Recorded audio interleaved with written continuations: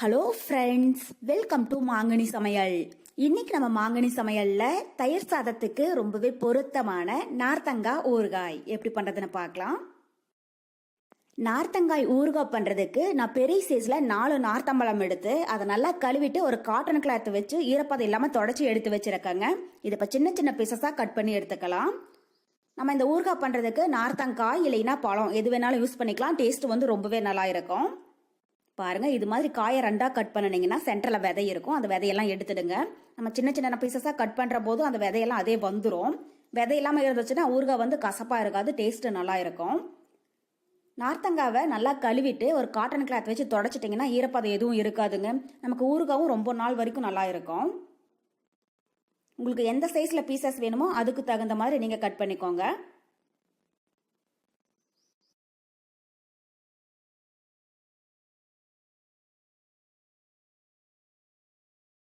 பாருங்க, இப்ப எல்லா பழத்தையுமே சின்ன சின்ன பீசஸா கட் பண்ணி எடுத்தாச்சு. அடுத்தது இதை உப்பு போட்டு நல்லா ஊற வச்சிடலாம். அதுக்கு ஒரு ஊறுகாய் ஜாடி எடுத்து வச்சிருக்கேங்க. ஊறுகாய் ஜாடி இருந்துச்சுன்னா அது எடுத்துக்கோங்க, இல்லைன்னா கண்ணாடி பவுல் எடுத்துக்கோங்க. அப்பதான் நம்ம உப்பு போட்டு ஊற வைக்கிற போது அந்த உப்பு பாத்திரத்தை அரிக்காம இருக்கும். ஊறுகாவும் நமக்கு ரொம்ப நாள் வரைக்கும் நல்லா இருக்கும். இதை நல்லா கழுவிட்டு ஈரப்பதம் இல்லாம தொடச்சி எடுத்து வச்சிருக்கேன். இப்ப நம்ம கட் பண்ணி வச்சிருக்கிற நார்த்தம்பழத்தை உள்ள சேர்த்துடலாம். ஒரு லேயரா நார்த்தம்பழம் சேர்த்துட்டு அதுக்கு மேல கொஞ்சமா உப்பு தூவி விட்டுக்கோங்க. அப்பதான் நார்த்தம்பழம் நல்லா ஊறும்.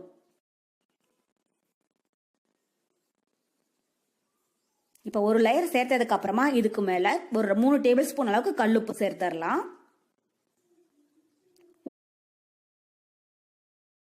இப்ப ஒரு லேயர் உப்பு சேர்த்துட்டு திரும்பவும் ஒரு லேயர் நார்த்தங்காய் உள்ள சேர்த்துடலாம். பாருங்க, இப்ப கட் பண்ண நார்த்தங்காய் எல்லாத்தையும் உள்ள சேர்த்தாச்சு. இதுக்கு மேலேயும் கொஞ்சமா கல்லுப்பு சேர்த்துடலாம். நம்ம எடுத்திருக்கிற பெரிய சைஸ் 4 நார்த்தம்பழத்துக்கு ஒரு கைப்பிடி அளவுக்கு நமக்கு கல்லுப்பு தேவைப்படும். உங்களுக்கு டைம் இருந்துச்சுன்னா இதுக்கு மேல ஒரு துணியில வேடு கட்டி 2 நாளைக்கு வெயில்ல வையுங்க. இல்லைன்னா அப்பப்போ குளிக்கி விட்டு எடுத்து வைங்க. அப்பதான் காய் உப்புல நல்லா ஊறும். இது இப்ப 2 நாள் இருக்கட்டும். அதுக்கப்புறமா எப்படி இருக்குன்னு பார்க்கலாம். பாருங்க, இப்ப 2 நாளைக்கு அப்புறமா நார்த்தங்காய் உப்புலயே நல்லா ஊறி வந்திருக்கு. நம்ம இந்த ஜாடியில நிறைய காய் வச்சிருந்தாங்க. அது ஊறினதுக்கு அப்புறமா பாதி அளவுக்கு ஆயிடுச்சு. இப்ப ஊறுகாவுக்கு வேணுங்கிற பொருள் எல்லாம் வறுத்து அரைச்சு தாளிச்சு இது கூட சேர்த்துடலாம். அதுக்கு ஒரு பேன்ல 2 டீஸ்பூன் அளவுக்கு வெந்தயம் சேர்த்துடலாம். சேர்த்துட்டு ஸ்டவ் மீடியம் ஹீட்ல வச்சு இது நல்லா வாசம் வர அளவுக்கு வறுத்துடுங்க. ஸ்டவ் மீடியம் ஹீட்ல வச்சு வருங்க. அப்பதான் வெந்தயம் கருகிடாம ஒரே மாதிரி நல்லா வறுப்படும்.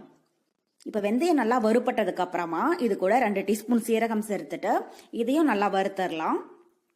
வெந்தயம் ஓரளவுக்கு நல்லா வறுப்பட்டு அங்கங்க வெடிக்க ஆரம்பிச்சதுக்கு அப்புறமா சீரகம் சேர்த்துக்கோங்க. இப்ப வெந்தயமும் சீரகமும் வறுப்பட்டுருச்சு. இது கூட 1 டேபிள் ஸ்பூன் அளவுக்கு கடுகு சேர்த்துட்டு இதையும் நல்லா வறுத்தரலாம். ஸ்டவ் மீடியம் ஹீட்ல வச்சுக்கோங்க. கடுகு டக்குன்னு சீக்கிரமா வறுப்பட்டுரும். பாருங்க, இப்ப எல்லா பொருளுமே நல்லா வறுப்பட்டுருச்சு. இதை மிக்சி ஜாருக்கு மாத்திரலாம்.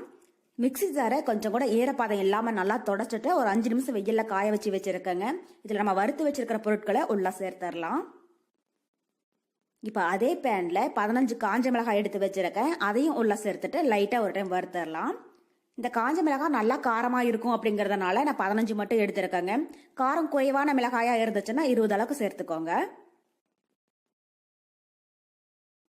இப்போ மிளகாய் வற்றல் நல்லா வறுபட்டுருச்சு. இதை நம்ம வறுத்து வச்சிருக்கிற பொருட்களோட சேர்த்துடலாம்.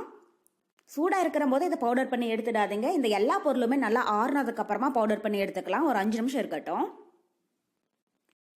இப்போ எல்லா பொருளுமே நல்லா ஆறிடுச்சுங்க. இது கூட ஒரு சின்ன பீஸ் கட்டி பெருங்காயம் எடுத்து வச்சிருக்கேன். அதை உள்ள சேர்த்துடலாம். கட்டி பெருங்காயம் இருந்துச்சுன்னா இது சேர்த்துக்கோங்க. இல்லைன்னா 1/2 டீஸ்பூன் அளவுக்கு பெருங்காயத்தூள் சேர்த்துக்கோங்க. இதை இப்போ நைஸா பவுடர் பண்ணிடலாம். இப்போ நைஸா பவுடர் பண்ணி எடுத்தாச்சு. அடுத்தது நம்ம ஊறுகாவை தாளிச்சிடலாம். அதுக்கு ஒரு கடாயில 150 ml அளவுக்கு நல்லெண்ணெய் சேர்த்துக்கோங்க. ஊறுகாவுக்கு நல்லெண்ணெய் சேர்த்து செய்யுங்க. ஊறுகாய் கெட்டு போகாது, டேஸ்ட் ரொம்பவே நல்லா இருக்கும். நம்ம எடுத்திருக்கிற பெரிய சைஸ் 4 நார்த்தங்காவுக்கு 150 இருந்து 200 ml அளவுக்கு நல்லெண்ணெய் தேவைப்படும். இப்ப எண்ணெய் நல்லா சூடானதுக்கு அப்புறமா இது கூட 1/2 டீஸ்பூன் அளவுக்கு கடுகு சேர்த்துடலாம். கடலைப்பருப்பு உளுத்தம்பருப்பு சேர்க்க கூடாதுங்க. வெறும் கடுகு மட்டும் 1/2 டீஸ்பூன் சேர்த்துக்கோங்க. இப்ப கடுகு பொரிஞ்சதும் ஸ்டவ் ஆஃப் பண்ணிட்டு நம்ம அரைச்சி வச்சிருக்கிற ஊறுகாய் பவுடரை உள்ள சேர்த்துடலாம். சேர்த்துட்டு ஒரு டைம் லைட்டாக கலந்து விட்டுருங்க. ஸ்டவ் ஆஃப் ஆனதுக்கு அப்புறமா இந்த பவுடர் சேர்த்துக்கோங்க, அப்பதான் கருகிடாம இருக்கும். ஒரு டைம் லைட்டா கலந்ததுக்கு அப்புறமா இதை நம்ம ஊறுகாவோட சேர்த்துடலாம். நான் கொஞ்சமா ஊறுகாய் செய்யறதுனால எல்லாத்தையும் ஒட்டுக்கா தாளிச்சிட்டேங்க. இதுவே நீங்க நிறைய செய்யறதா இருந்தா கொஞ்சம் கொஞ்சமா காய் எடுத்து வேணுங்கிற போது கொஞ்சமா தாளிச்சு சேர்த்துக்கோங்க. ஊறுகாய் வந்து ரொம்பவே நல்லா இருக்கும். இது இப்போ உள்ள சேர்த்துட்டு ஒரு டைம் லைட்டா கலந்து விட்டுறலாம். இந்த மசாலாவோடைய ஊறுகாய் ஒரு 2-3 நாள் ஊறுச்சுன்னா டேஸ்ட் இன்னும் ரொம்பவே நல்லா இருக்கும். இது மாதிரி நிறைய ஊறுகாய் செஞ்ச ஒரு கண்ணாடி பாட்டில் ஸ்டோர் பண்ணி ஃப்ரிட்ஜில் வச்சுட்டிங்கன்னா 7-8 மாதம் வரைக்குமே ரொம்பவே நல்லா இருக்கும். வேணுங்கிற போது எடுத்து கொஞ்சம் கொஞ்சமாக யூஸ் பண்ணிக்கலாம். நீங்கள் ஃப்ரிட்ஜில் வைக்காம வெளியிலேயே வைக்கிறதா இருந்தாலும் அப்பப்போ இது மாதிரி கலந்து விட்டுட்டு டைம் இருக்கிற போது எடுத்து வெயிலில் வைங்க. ஊறுகாய் வந்து 1 மாதம் 2 மாதம் வரைக்கும் ரொம்பவே நல்லா இருக்கும். பாருங்க, அவ்வளோதான், நம்ம நார்த்தங்காய் ஊறுகாய் ரொம்பவே சூப்பராக ரெடி ஆயிடுச்சு.